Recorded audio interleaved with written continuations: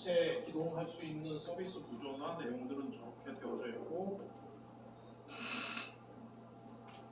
그래서 여기까지가 저희가 설치하게 되면 BT에 CDT라는 폴더 밑에 빈이라는 폴더 안에 다 들어있다면 요거 이외에 로그 폴더가 있게 됩니다. 로그는 여기 보시는 각 모듈별로 다 쌓이게 돼 있고요. 그래서 서비스 기동하던 중에 뭐 기동이 잘 안 됐거나 그랬을 때 저 로그를 확인해 보시면 되는데, 예를 들자면 MQ를 내린 상태예요. 이 MQ 서비스가 안 올라왔어요. 안 올라온 상태에서 저 서비스를 기동했는데 저 로그에 가보면 MQ 커넥션 페일이라든지 리치아웃이 안 되다, 커넥션이 안 된다든지 이런 에러 메시지들이 남아있게 됩니다. 그래서 폴더 구조나 또 내용들은 아주 시간이 있으니까 제가 되게 마음이 너무 급한 거구나. 되게 빨리 가네. 그래서 중요한 빈 파일들이 이렇게 있다면 설치되어지는 폴더 구조를 보게 되면 PT 밑에 CDT 밑에 내용들이 쌓이게 되는데 빈이 있게 되고요. 로그가 있고 그 다음에 이미지스가 있게 되고요. 그 다음에 그리고 이 이미지스의 경우에는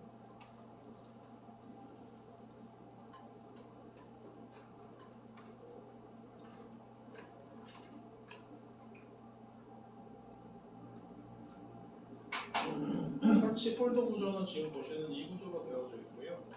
그 이미지즈 안에만 서브 폴더들이 좀 더 있게 돼요. 이 플라피는 어떤 용도로 사용되어지게 되냐면, 혹시 윈도우의 시스프랩이라든지 OS에 대한 시스프랩이라고 혹시 들어보신 적 있으세요? 구글링이나 다른 데서 찾으실 때는 무인 설치 라고 해서 찾아보시면 나오는데, 시스템 프레퍼레이션이라고 해가지고 주로 사용되는 게, 여러분들 처음에 뭐 노트북 같은 거 사시면 저도 딱 해서 열면은 사용자 계정 입력하는 것부터 다 해야 한다. 라이센스 어그리먼트 하는 것부터 해서 설정하는 거 쭉쭉 넘어가잖아요. 그런데 설치가 다 끝난 다음에 그 탐색기를 딱 열어보시면, 예를 들어 델 거 사면은 갑자기 C 드라이브에 델 폴더가 하나 생겨 있어요. 그 안에 가보면 뭐 드라이버도 있고 뭐 이상한, 그리고 윈도우에서 제공하지 않은 뭐 여러 가지 프로그램들이 막 설치되어 있어요. 뭐냐면 공장에서 델에서 생산할 때 자기네들 프로그램들을 거기 번들로 해서 된 것들 다 설치한 거예요. 공장에서 그거를 윈도우를 깔고 그걸 설치를 다 했어요. 그 상태로 출하를 해요. 제가 받으면 이거 쓰던 거 아니야? 이렇게 될 거야. 그래서 우성하고 설치했던 녀석을 다시 초기화해서 초기 설치되는 것처럼 만들어주는 기능 대신 동작하는 거를 시스프랩이라고 보시면 됩니다.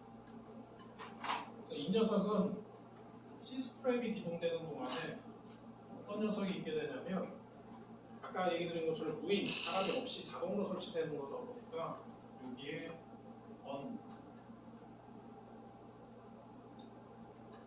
이거 윈도우 쪽에서 얘기하는 거고요. unattended.xml이라고 해서 뭐냐면, 시스프랩을 걸어서 그 시스템을 종료를 하게 되면 부팅할 때 저 unattended.xml에 정의되어 있는 또 다른 명령들을 찾아서 저 녀석이 있게 되면 해당되는 명령들이나 기능들을 실행하면서 부팅이 되게 되어 있습니다. 즉 뭐냐면, 저희는 이 VM을 배포할 때 어떻게 되겠어요? 저희 예를 들어 공용 VM이다라고 한다면 여러 사람이 같이 뭐 이 사람도 쓰고 저 사람도 쓰고 하는 거니까 뭐 좀 별개겠지만, 개인 VM을 놓고 본다면 저한테 개인에게 할당된 거잖아요. 그러면 제 윈도우 로그인할 때 제 계정으로 로그인해야 돼요. 그러면 저희 엔티티 관리자 페이지에서 사용자를 연결해서 VM을 만들어주겠죠. 그러면 저 윈도우를 켤 때 제 계정을 만들어야 되잖아요. 그런데 저는 거기 가서 뭐 계정 만들어라고 제가 명령을 주는 건 아니잖아요. 그거를 대신 수행할 수 있게끔 구성되어 있는 녀석이 이 unattended.xml, 또는 AD하고 조인해서 뭐 AD 정보들을 가져와야 되고 AD한테 조인해야 되는 역할을 하고 기능을 해야 되고 이런 부분이 마찬가지로 unattended 되죠. 그래서 저 부분을 조금 더 개선하거나 변경을 하자면, 예를 들어서 저희가 글로벌 비즈니스를 하게 됐어요. 저희가 배포하는데 이 사용자는 미국 사용자예요. 미국 지사에 계신 분이야. 그리고 현지인을 고용을 한 상태이기 때문에 영문 버전이 나와야 되고, 미국에서 쓴 거니까 로케이리가 코리안이 아니라 한국어가 아니라 잉글리시 US가 되고, 타임존도 KST가 아니라 뭐 PSD가 되든지 뭔가 다른 타임존이 되겠죠. 그 설정대로 바꿔야 되잖아요. 근데 현재는 그 부분은 아직 옵션으로 빠져 있지는 않아서 하지만 저 언어 템드에다가 수정을 해서 뭐 타임존은 KSD가 아니라 PSD, 뭐 로케이리는 코리안이 아니라 뭐 잉글리시 US, 유저네임은 뭐 유저네임에 대한 패스워드 뭐 이런 정보들을 제가 다 수정을 해서 저기에다 말아넣었다. 그러면 그 내용으로 해서 윈도우가 그 VM이 가상머신이 초기 설정이 그렇게 돼서 100% 이루어져요.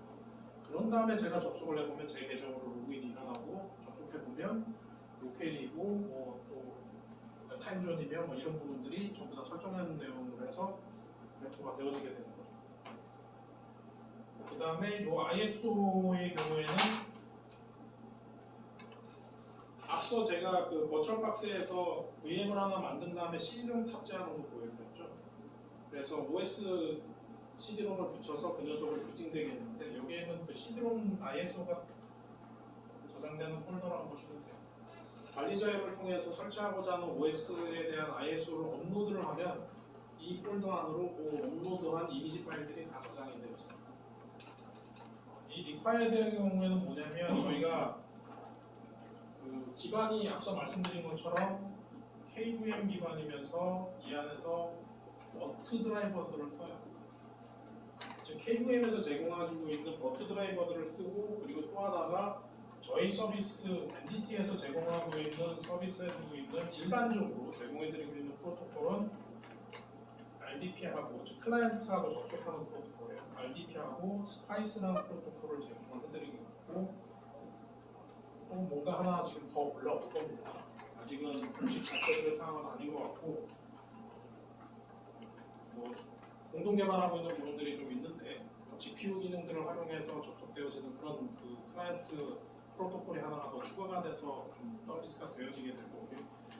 자, 그러면 이런 RDP라든지 스파이스뿐만이 아니라 앞서 말씀드린 이런 시스템이 이동되게끔 하는 것 그리고 이 모니터라는 녀석이 이 H몬에서는 이 두 녀석에 대한 헬스 체크를 다 해요. 말 그대로 모니터가 보니까 호스트에 지금 뭐 메모리를 얼마나 쓰고 있고 CPU는 얼마나 잡아먹고 있고 뭐 스토리지는 얼마나 쓰고 있는지에 대한 부분들을 지속적으로 모니터링하지만 가상머신 VM에 대한 헬스 체크도 합니다. 그러면 이 H컴하고 가상머신하고도 통신을 해서 뭔가 데이터를 가져와야 되잖아요. 이 둘이 통신이 돼야지 나 지금 CPU 이렇게 쓰고 있어, 뭐 네트워크 얼마큼 쓰고 있어 이런 정보를 알려주게 될 텐데 이 두 개의 통신은 로그온하고 하진 않아요. 이 두 개의 통신이 이루어지는 게 리버트에 있는 버트IO라는 녀석을 통해서 통신을 하게 돼 있어요. 물론 이 버트IO하고 통신되는 것은 이 VM 기준으로 보자면 저희 NDT 모듈 중에서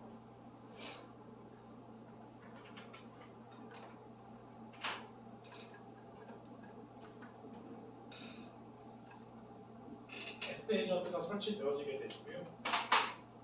앞서 말씀드렸던 저희가 서비스할 때 RDP나 스파이스 버트 드라이버를 쓴다라고 말씀드렸잖아요. 그게 가상머신에서 쓰는 내용들이에요. 그러면 설치를 위한 OS 이미지는 ISO 파일을 올리지만 이런 드라이버들을 또 다 올려줘야 되잖아요. 또 여러분들께서 OS 이미지를 ISO 파일을 좀 가공을 하셔서 이런 드라이버라든지 이런 내용들을 따로 좀 ISO에다 같이 올리시면 이 녀석들 없어도 되겠죠. 그런데 그럴 수 없기 때문에 OS 이미지는 따로 다 만든 거니까 이런 내용들이 탑재되어져 있는 CD롬을 하나 더 만들기 위한 내용들이 여기 저희 커스터마이즈라고 해요. 즉 NDT 서비스 패키지 이미지들이 담겨있는 ISO하고 또 하나가 어떤 경우가 있냐면 윈도우 같은 거 설치하다 보면 간혹 저런 경우 있죠. 간혹이 아니라 지금 이 녀석이 기동되어지는 환경이 저희는 CentOS잖아요. CentOS에서 디스크 컨트롤러를 가상화할 때 만들어진 녀석이 기본으로 저희는 뭘로 만들어지게 돼 있냐면 그 벤더는 레드햇으로 돼 있고 레드햇 버트 스카시로 만들어져요. 그러면 윈도우에서 레드햇 버트 스카시 드라이버를 잡지 못하면 뭐 가상으로 디스크 만들어서 윈도우 부팅해라고 붙여줬지만 디스크 인식을 못 하잖아요. 뭐 서버를 설치하거나 뭐 심지어는 요즘이야 그럴 일은 없습니다만 한 10여 년 전, 10여 년? 그 전만 해도 심지어는 이런 노트북 설치할 때도 제가 뭐 다른 뭐 새로운 디스크를 하나 붙이면 그 드라이버가 없어서 윈도우를 못 깔고 그런 경우들도 있었어요. 그러면 뭘 했냐?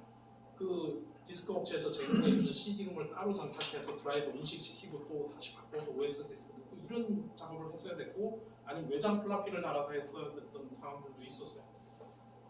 이 얘기하니까 완전 눈물로 보이는데 한 15년 전에 그랬어요. 외장 플라피도 붙이고 CD롬도 붙이고 그래서 외장 플라피는 디스크 업체에서 제공해준 드라이버 탑재하는 거고 이 CD롬에는 OS 이미지 올리는 거고 그와 관련되어 있는 커스터마이즈된 패키지도 있습니다만 패키지 ISO 파일도 있습니다만 플라피 이미지도 있어요. 여기에 디스크 드라이버가 다 탑재되어 있는 거죠. 그래서 가상 머신을 딱 부팅하게 되면 아까 그 버추얼 박스에서는 CD롬만 붙였잖아요. 플라피 디스크는 안 붙였잖아요. 근데 저희는 기본으로 저 레드 버트 스카시 드라이버가 탑재되어 있는 플라피 디스크하고 저희 커스터마이즈되어 있는 저희 서비스용 그 패키지들을 설치할 수 있는 패키지 모음이 있는 그 CD롬하고 해서 두 가지 디바이스가 더 장착이 돼서 처음에 템플릿 마스터 이미지 만들 때 그게 기동이 되어집니다. 그래서 이 리ኳ이어드는 처음에 마스터 이미지를 만들 때 필요한 거예요. 그래서 시장에서는 마스터 이미지라는 표현도 쓰기도 하고 템플릿이라는 용어를 쓰기도 하고 그러는데 어쨌든 가상 머신을 즉 VDI를 배포할 때 제일 먼저 해야 되는 거는 초기 마스터 이미지를 만드는 작업부터 진행이 되어야 됩니다. 그 마스터 이미지를 기반으로 해서 가상 머신들이 배포가 일어나기 때문에 그때 당시 마스터 이미지를 만들 때 필요한 그 서비스 패키지들을 인스톨 패키지들이 탑재되어져 있는 ISO 파일하고 플로피 디스크가 탑재되어 있는 디렉토리가 지금 말씀드린 저 리파이드 폴더에 있게 됩니다. 마지막으로 저도 하고 나서 검증을 저도 좀 해봐야 될 것 같은데 저도 좀 헷갈리는데 요 다운로드는 사실은 뭐하고 연결이 되어지게 돼 있냐면 여기 웹 유저하고 이렇게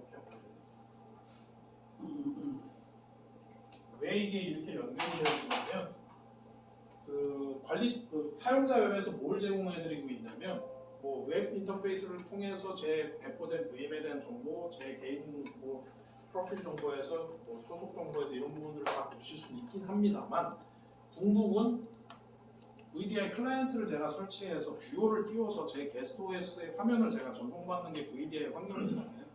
그 클라이언트 배포를 위해서 그 사용자 웹에 접속하게 되면 다운로드할 수 있는 링크가 있게 돼요. 그리고 매뉴얼도 다운로드 받을 수 있는 링크가 있게 돼요. 그 다운로드가 실제로 일어나는 행위가 이 다운로드 폴더에 있는데 물리적으로는 이 녀석이 쭉 따라가 보면 웹 유저 안쪽에 연결이 되어지게 돼 있어요. 이건 설치가 다 끝나면은 한번 보여드릴게요. 저도 폴더 이름을 다 기억 못해요. 웹 언더바 유저 밑에 뭐뭐뭐 하면 엄청 들어갑니다. 패스를. 거기에도 파일이 있어야 되지만 실제로 있어야 되는 파일 위치는 저 말씀드린 저 다운로드 위치에 있어야지만 사용자 웹에서 클라이언트를 다운로드 받아서 설치하겠다 했을 때 설치하실 수 있게끔 연결해주는 그런 구조로 되어 있습니다.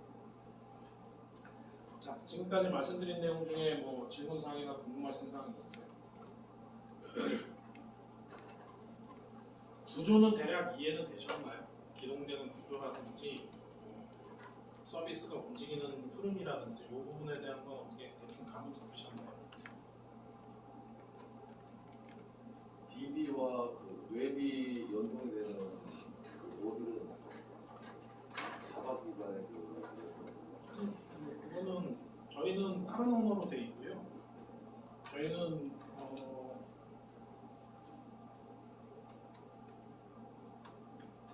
저희는 전체가 다른 언어로 되어 있어요. 자바는 여기서 쓰지 않고요. 이거 이외에 제가 여기서 빼먹은 것 중에 한 가지가 인사연동 부분인데 이 빈 밑에 여기에 따로 인사연동 부분이 있어요. 여기 보면 PT, CDT 빈 밑에 ODDB라는 폴더가 있게 되고 저 안에 다른 프로그램이 하나 올라가게 되는데 저 녀석만 잡았고요. 저 녀석은 뭐냐면 대고객사 인사 DB로부터 저희 서비스 DB하고 인사 데이터들을 연동해줄 때 사용해주는 부분인데 저 녀석만 자바로 돼 있고 나머지는 저희는 다 오라는 언어로 돼 있어서 생소하실 거예요. 그래서 접속 방법이나 이런 거는 또 다른 방법이 있고요. 뭐 저희만의 노하우니까 굳이 거기까지는 모르시더라도 다 기능됩니다. 또 다른 궁금하신 사항 있으세요?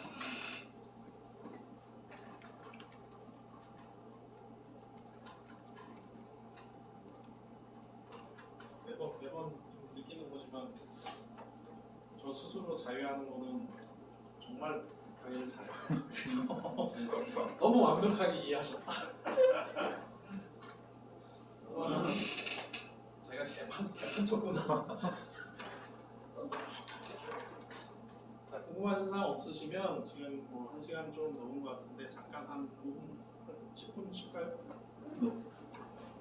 뭐 시작할 때 부탁드렸던 요 OS 설치는 맞춰주시고 오후에 실제 테스트 하실 수 있게까지 준비를 좀 부탁드리겠습니다.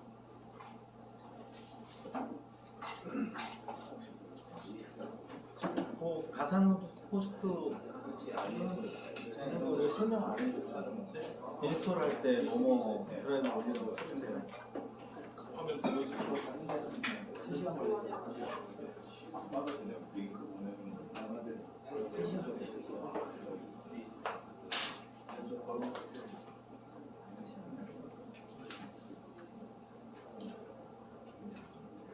그 설치 패키지에 퍼미션 파일을 일부러 안 넣은 네네.